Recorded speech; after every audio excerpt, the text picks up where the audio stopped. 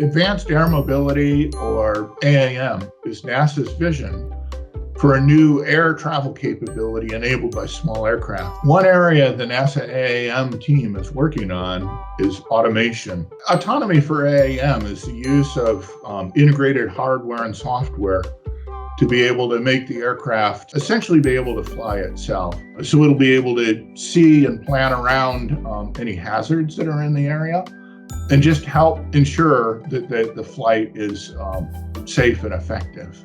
Autonomy is using technology to perform things that typically an expert pilot would use today.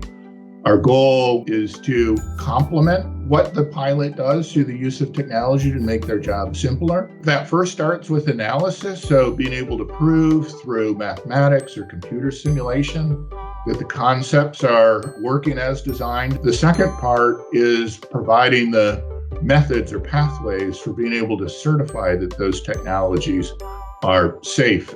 Autonomy is already enabling activities on small unmanned aircraft. So, for example, automated package delivery, which several companies are currently testing in a prototype stage.